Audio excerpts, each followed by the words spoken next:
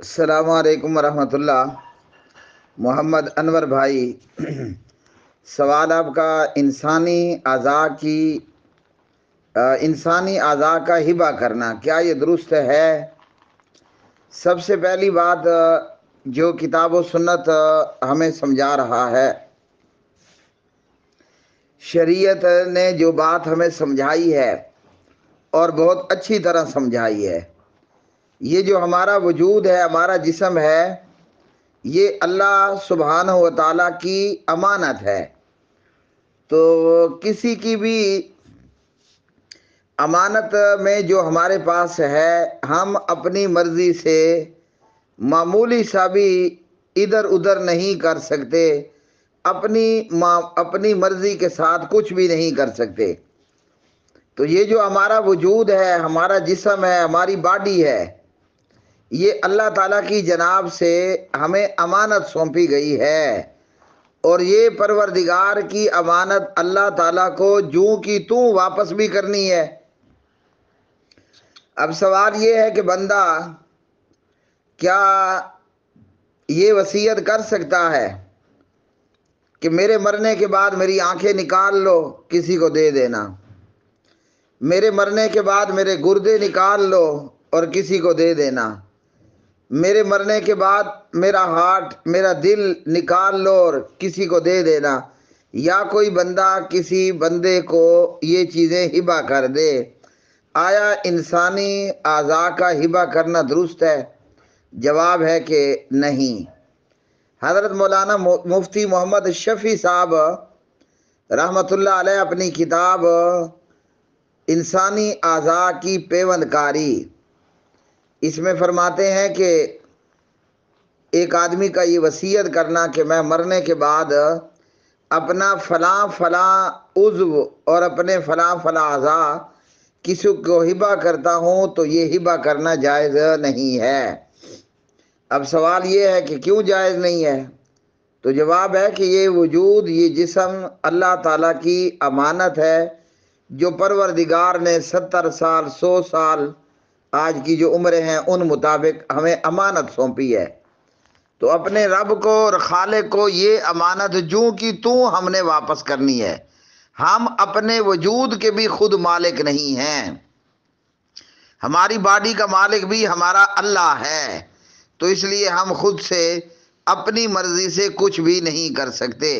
ویسے دیکھنے میں بات بڑی خوبصورت اور مزیدار ہے، میں تو مر جاؤں گا، میرے مرنے کے بعد قبر کی مٹی نے میری پوری باڈی کو کھا لینا ہے، اور A to Z یہ پوری باڈی بیکار ہو جائے گی، مٹی میں مل کر مٹی ہو جائے گی۔ اگر میرے مرنے کے بعد کوئی میری آنکھوں سے فائدہ اٹھا لے، میرے مرنے کے بعد اگر کوئی میرے ہارٹ، میرے دل سے فائدہ اٹھا لے، یا میرے مرنے کے بعد کوئی میرے گردوں سے فائدہ اٹھا لے تو اچھی بات ہے، میں خود مر گیا لیکن میری آنکھیں شاید 50 سال مزید زندہ رہ جائیں، میں خود مر گیا شاید میرا دل 10 سال اور بھی کسی کے کام آ جائے۔ اگر میری باڈی سے کسی کو فائدہ ہو جائے تو یہ اچھی بات معلوم ہوتی ہے، بری تو نہیں معلوم ہوتی۔ لیکن مسئلہ وہی ہے جو حضرت مفتی محمد شفیع صاحب رحمۃ اللہ علیہ نے اور دیگر علماء نے لکھ دیا کہ انسانی اعضاء کا مرنے کے بعد ہبہ کرنا درست اور صحیح نہیں ہے۔ اب اس پر دلیل کیا ہے؟ دلیل عرض خدمت یہ ہے کہ صحیح مسلم میں 311 نمبر کی حدیث ہے، امام نووی رحمہ اللہ باب باندھتے ہیں کہ جو بندہ اپنے آپ کو مار ڈالے اس کے کافر نہ ہونے کا بیان۔ مطلب جو بندہ سوسائڈ کر لے تو وہ سوسائڈ کرنے والا ہر بندہ کافر نہیں ہوا کرتا ہے۔ حدیث ہے طفیل بن عمر الدوسی رضی اللہ تعالی عنہ، نبی پاک علیہ السلام کے ایک بڑے جلیل القدر صحابی ہیں، مکہ سے ہجرت کر کے مدینہ آئے تو مسلم میں کہتے ہیں کہ میرے ساتھ میرے قبیلے کا ایک اور بندہ بھی ہجرت کر کے آیا، ہم 2 بندے ہجرت کر کے مدینہ پہنچے، اور وہ جو میرا ساتھی تھا جو میرے ساتھ ہجرت کر کے آیا، مدینہ طیبہ کی آب و ہوا میسر نہ آئی اسے، مدینہ طیبہ کی ہوا جو ہے وہ اسے موافق نہ پڑی، وہ آ کر یہاں بیمار ہو گیا، بیماری لمبی ہو گئی، بندہ بیچارہ بیماری کے ہاتھوں تنگ ہو گیا، تو اس نے کیا کیا کہ اپنی انگلیوں کے جوڑ کاٹے غالباً، اور ان جوڑوں سے خون نکلنا شروع ہو گیا، اتنا خون نکلا کہ وہ بلا آخر مر گیا۔ ٹھیک ہے جی، کیسے مرا تھا؟ سوسائڈ کر کے، خودکشی کر کے۔